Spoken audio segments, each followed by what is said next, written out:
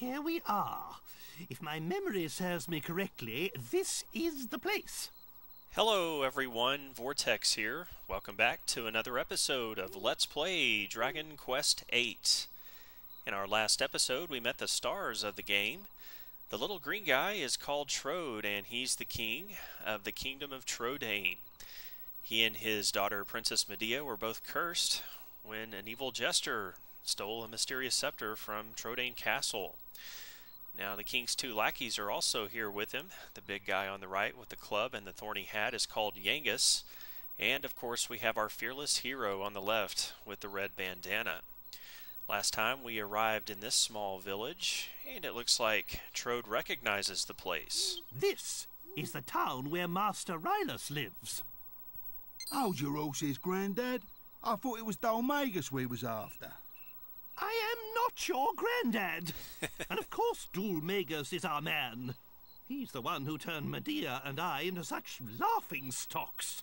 Oh, okay, so it looks like the evil jester's name is Magus. That's a pretty weird name. And he's the one responsible for turning Medea into a horse and Trode into a... But that dastardly magician can't hide from us forever. We must track him down and lift this confounded curse. Oh, just look at my poor Medea. And we'd only just settled on her engagement to the Prince of Argonia. Oh, that despicable Magus. Well, I guess now Medea's just going to have to settle on oats and hay. That's why it's imperative we locate Rylus. Will you go and find him? Well, it's not like I have anything better to do.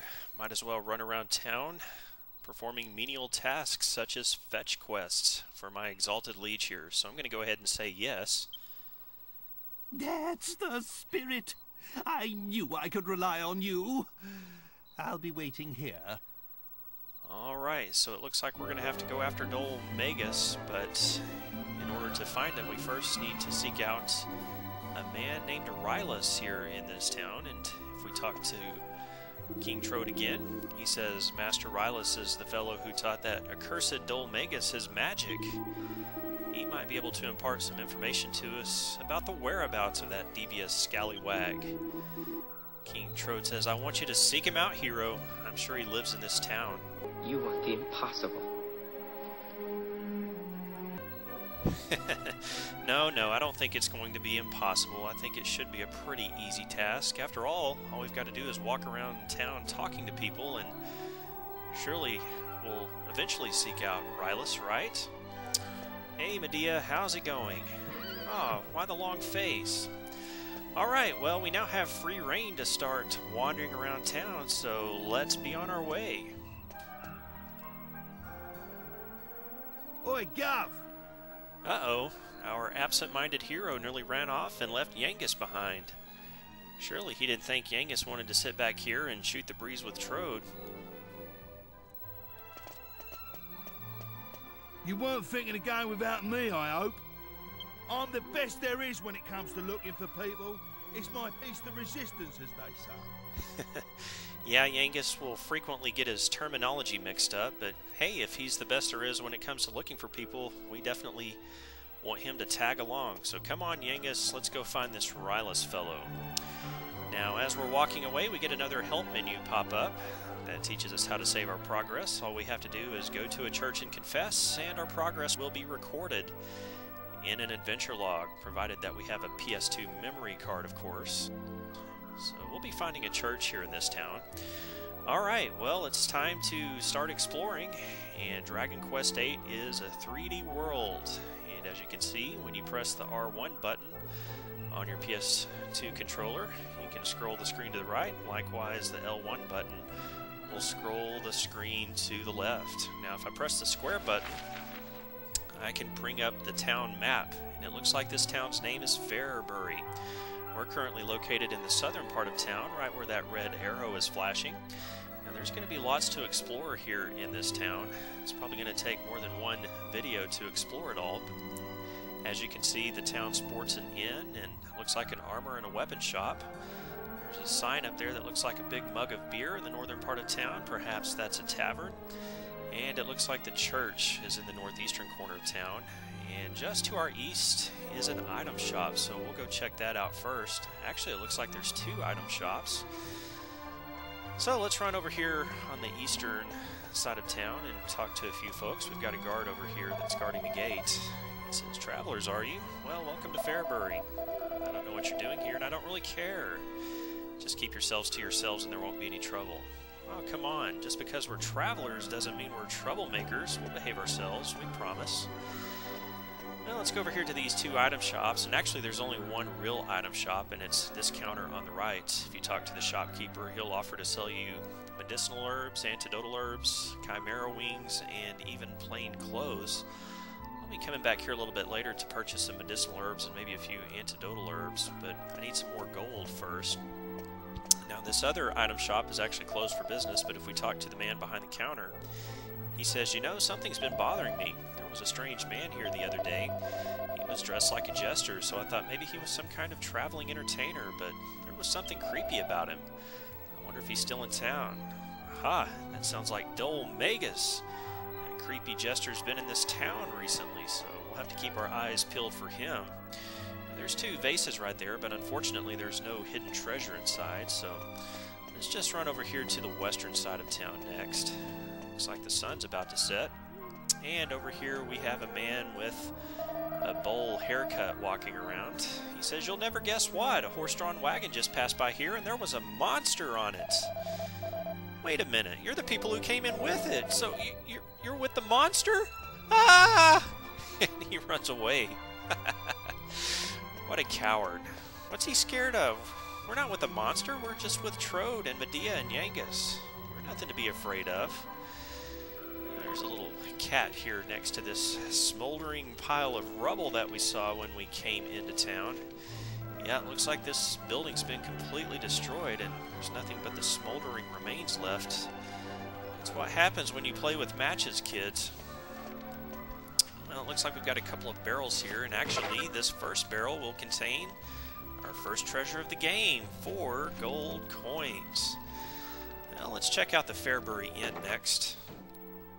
And this looks like a pretty quaint little inn. It's not quite the Hilton or the Radisson, but it looks cozy enough. We've got a guard wandering around here on the ground floor. He says, "I can't believe it after all this time." Oh, excuse me, my troubles are no concern of yours. Don't mind me. Come on, man, what's on your mind? Don't leave us hanging. Well, I guess he's not going to tell us, so we'll just go over here and talk to the innkeeper, see if we can get a room for the night. Apparently the name of the inn is the Weary Wanderer. The innkeeper says it's Farebury's finest inn, but he neglects to tell us that it's Farebury's only inn. He says, "I'm afraid we're just cleaning the rooms at the moment. Would you mind coming back a little later?" Well, hey, what kind of inn are you running here? You're supposed to clean the rooms during the day when there's no customers around, not at night. There's a couple of more vases there, but nothing inside, so let's go up to the 2nd floor and see what we've got up here. It looks like we've got an older couple also staying at the inn here. We talked to the older man. He says it's precisely because we'd heard such fine things about this Calderasha fellow that we came all the way here. But it's utter rubbish. Calderasha, more like Balderdasher. He's a useless layabout. If it's true that he was once great, it must have been a great many years ago.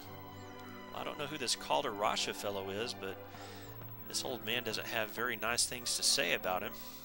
And his wife's just laying around on the bed here. What's wrong with her? She says, "How could anyone be so spiteful? He said I'll never see it again, my precious ring." And then do you know what he said? He said even if I did find it again, it wouldn't go over my fat finger. I've never been so insulted in all my life. So apparently she came here looking for a ring, and somebody told her even if she did find it again, it wouldn't go over her fat finger. What kind of response is that? Well, we've got the chambermaid here. Hey, aren't you supposed to be cleaning the rooms? You're not supposed to be standing over here in the corner. Well, if you talk to her, she tells you a couple of useful things. She tells you you can use the X button to talk to people and find treasures. She also mentions you can use the R2 button like so to get a closer look at things, and you can also move your controls around to get a closer inspection of everything. So That's basically how that works. It's kind of cool. And she also tells us that the innkeeper has stocked the cupboards here, and the items in here are free for our taking. So let's waste no time here. Let's loot this first cupboard to find a phial of holy water inside. That will ward off weaker monsters for a little while on the world map. And inside this second cupboard we'll find a set of plain clothes. And here's the first treasure chest of the game, unless you count the treasure chest that the slimes dropped in our last episode. We'll find a chimera wing inside there that works just like the zoom spell. It'll take you to places you've previously visited on the world map. And here we can check the bookshelf.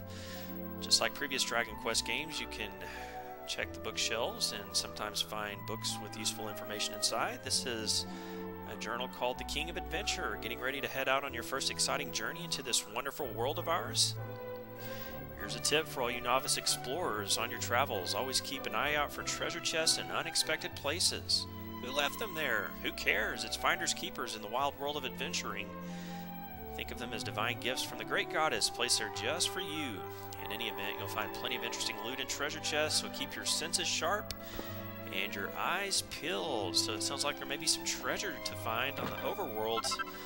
We'll have to keep that in mind. There's a cypress stick.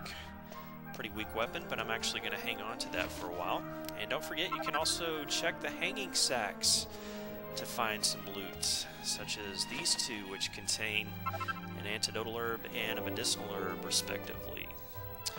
Alright, well that's all the treasure we can find upstairs, but we're not done obtaining treasure in this inn just yet. No siree, Bob. Did you notice the inn had a back entrance? Let's go through this back door and see what we can find. Well, if we talk to the innkeeper from this side, he says, "Ha ha, how funny, that's the back door you came through." Don't mind us, we just came back here to steal what's in your hanging sack. Back here we'll find 3 gold coins. Not much, but it's the beginning of the game. We'll take all the gold we can get. Well, there's the armor shop over there. I'll explore that, or I'll check that out a little bit later. But for now, let's go ahead and go inside this house. And inside here we have a woman and her son. The woman says, "Honestly, a jester? If that man was a jester, I'll eat my hat. If he'd shown us any decent tricks, that would have been one thing, but all he did was teach the kids a load of mumbo-jumbo. He was a trickster, all right, but no jester. Sounds like Dole Magus has been here, all right, and it sounds like he's been hanging around the kids of the village." And this little boy is saying the word pity in his sleep. Now, why would he say that? That doesn't make sense. There's a barrel with 5 gold coins inside. And I believe we can open up this cupboard to find an antidotal herb inside. Very nice.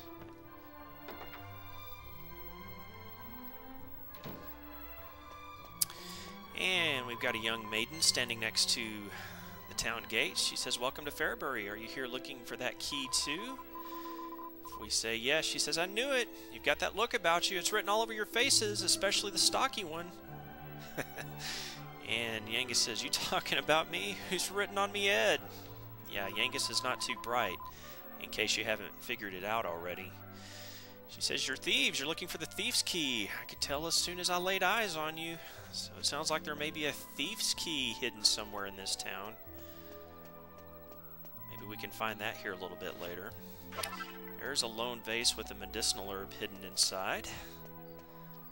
Medicinal herbs, of course, will restore HP. And we've got some more barrels hidden on the side of this building. There's 2 gold coins, there's another medicinal herb, and there's nothing in that barrel.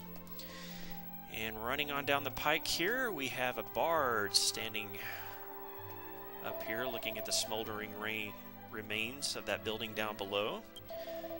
Looks like he's working on a song, but it's not working out very well for him. "Bother, it's just not flowing today. Oh well. So anyway, have you seen that smoldering ruin down there? The old man who lived there was killed in the fire. Oh no, whoever lived there died in that fire. What a rotten way to go." Well, that's going to be all the time we're going to have for this episode of Let's Play Dragon Quest VIII. Next time, we'll continue exploring the town and Maybe we'll figure out who died in that fire. Thank you for watching today, everyone. This has been Vortex, your host. Have a great day. We'll see you again next time.